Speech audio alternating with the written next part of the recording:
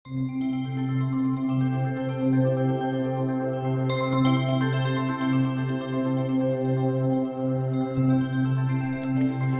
നമ്മളിവിടെ ഉണ്ടാക്കുന്നത് ഒരു രുചികരമായിട്ടുള്ള ഗോതമ്പ് മസാല ദോശയാണ്. ബ്രേക്ക്ഫാസ്റ്റിനും ഡിന്നറിനും ഒക്കെ കഴിക്കാൻ പറ്റിയൊരു ഡിഷാണിത്.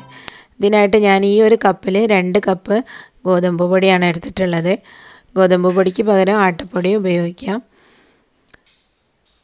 നമുക്കിതൊരു വലിയ പാത്രത്തിലേക്ക് മാറ്റിയിട്ട് ഇതിലേക്ക് ഞാൻ സെയിം അളവിലുള്ള ഒരു കപ്പിൽ 3/4 കപ്പ് ഒട്ടും പുളിയില്ലാത്ത തൈര് എടുത്തിട്ടുണ്ട്. ഇത് ഇതിനകത്തേക്ക് ചേർത്ത് കൊടുക്കാം. നിങ്ങൾ പുളിയുള്ള തൈരാണ് ചേർക്കുന്നതെങ്കിൽ 1-2 ടേബിൾ സ്പൂൺ മാത്രം ചേർത്താൽ മതി. അല്ലെങ്കിൽ തൈരിൻ്റെ പുളിയായിരിക്കും ദോശ ഉണ്ടാക്കി കഴിയുമ്പോൾ മുന്നിൽ നിൽക്കുന്നത്. ഇനി നമുക്കിതിലേക്ക് ആവശ്യത്തിനുള്ള വെള്ളവും ഉപ്പും ചേർത്ത് ദോശ ബാറ്റർ തയ്യാറാക്കണം. ഇതൊന്ന് നല്ലതുപോലെ ഒന്ന് കലക്കിയെടുക്കാം. സാധാരണ നമ്മൾ ഗോതമ്പ് ദോശ ചുടുമ്പോൾ ബാറ്റർ ഉണ്ടാക്കുന്നത് പോലെ തന്നെ ഉണ്ടാക്കിയാലും മതി. പിന്നെ നിങ്ങളുടെ കയ്യിൽ പുളിയുള്ള തൈരാണ്, പുളിയില്ലാത്ത തൈരില്ലെങ്കിൽ വീട്ടിൽ പാലിരിപ്പുണ്ടെങ്കിൽ നമുക്ക് ഇൻസ്റ്റൻ്റായിട്ട് പുളിയില്ലാത്ത തൈര് വീട്ടിലുണ്ടാക്കിയെടുക്കാം. 1 കപ്പ് ഇളം ചൂടുള്ള പാലിലേക്ക് 1 ടീസ്പൂൺ വിനാഗിരി ചേർത്ത് ഒരു 30 മിനിറ്റ് മാറ്റി വെച്ച് കഴിഞ്ഞാൽ നല്ല പുളിയില്ലാത്ത തൈര് പെട്ടെന്ന് തന്നെ ഉണ്ടാക്കിയെടുക്കാം. ഞാനിപ്പോൾ ഈ കപ്പിന് ഒരു 2.25 കപ്പ് വെള്ളം ചേർത്ത് ബാറ്റർ തയ്യാറാക്കിയിട്ടുണ്ട്. ഇനി ഇതൊന്ന് അരമണിക്കൂർ ഒന്ന് റെസ്റ്റ് ചെയ്യാനൊന്ന് മാറ്റി വെക്കാം. ഇപ്പോൾ ഏകദേശം അരമണിക്കൂർ ആയിട്ടുണ്ട്.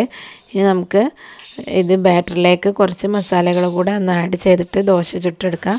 എന്നിട്ട് ഞാനൊരു 3 വലിയ പച്ചമുളക് ചതച്ചതും അല്പം മല്ലിയില അരിഞ്ഞതും ചേർത്ത് കൊടുത്തിട്ടുണ്ട്. പിന്നെ ഇതിലേക്ക് ഞാനൊരു വലിയ സവാള പൊടിയായിട്ട് അരിഞ്ഞതുകൂടെ ചേർക്കുന്നുണ്ട്.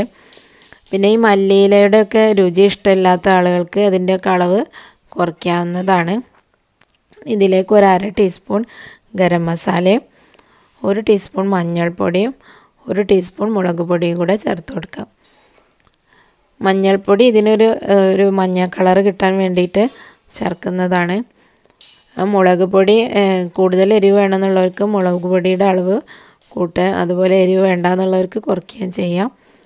ഇതിപ്പോൾ ഒരു ചെറിയൊരു മീഡിയം ഒരു നേരിയ എരിവ് മാത്രമേ ഉണ്ടാവുകയുള്ളൂ.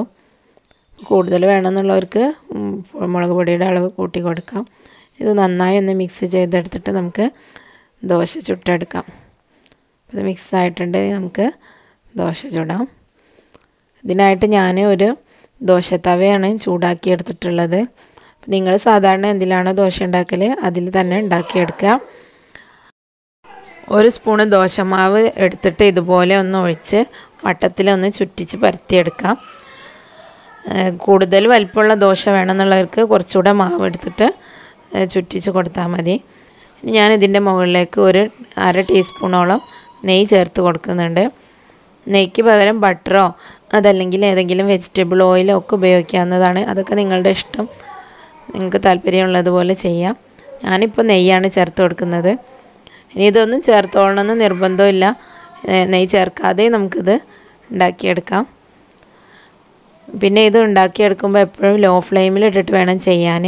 അതല്ലെങ്കിൽ ഗോതമ്പ് പൊടി ആയതുകൊണ്ട് തന്നെ ഇതിൻ്റെ മുകൾ ഭാഗം നമ്മൾ ഹൈ ഫ്ലെയിമിൽ ഇട്ട് ചെയ്ത് കഴിഞ്ഞാൽ മുകൾ ഭാഗം മാത്രം ഫ്രൈ ആയിട്ട് വരും. ഉൾവശം ഒന്നും വെന്തിട്ടില്ലാത്ത പോലെ ഇങ്ങനെ ചളി പോലെ ഇരിക്കും. അപ്പോൾ എപ്പോഴും ലോ ഫ്ലെയിമിലിട്ടിട്ട് 2 വശവും ഒന്ന് ഫ്രൈ ആക്കി എടുത്തിട്ട് നമുക്കിത് മാറ്റിയെടുക്കാം. ഇപ്പോൾ ഇത് ഏകദേശം 2 വശവും നല്ലതുപോലെ ഫ്രൈ ആയിട്ട് വന്നിട്ടുണ്ട്. ഇനി നമുക്കിതൊരു പ്ലേറ്റിലേക്ക് മാറ്റാം. ഇതുപോലെ നമ്മൾ കലക്കി വെച്ചിട്ടുള്ള ബാക്കിയുള്ള മാവ് കൂടെ പരത്തിയെടുത്ത് ദോശ ചുട്ടെടുക്കാം.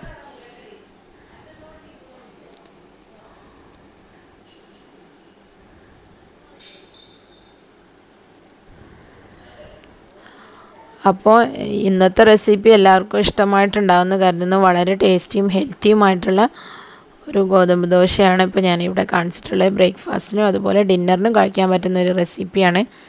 നിങ്ങളെല്ലാവരും ഇത് കഴിവതും വീട്ടിൽ ട്രൈ ചെയ്ത് നോക്കുക. നിങ്ങളുടെ അഭിപ്രായങ്ങളൊക്കെ അറിയിക്കുക. അതുപോലെ വീഡിയോ ഇഷ്ടമായിട്ടുണ്ടെങ്കിൽ ഷെയർ ചെയ്യാനും ലൈക്ക് ചെയ്യാനും മറക്കരുത്. പിന്നെ എൻ്റെ വീഡിയോ ആദ്യമായിട്ട് കാണുന്ന ഒരാളാണെന്നുണ്ടെങ്കിൽ ചാനൽ സബ്സ്ക്രൈബ് ചെയ്യാനും മറക്കരുത്.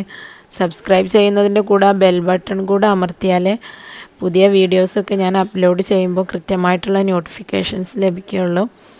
അപ്പോൾ അത് ശ്രദ്ധിക്കുക.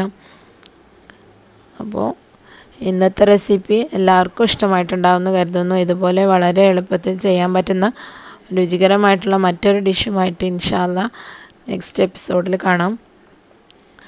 അതുവരെ വീഡിയോ കണ്ടതിന് എല്ലാവർക്കും നന്ദി.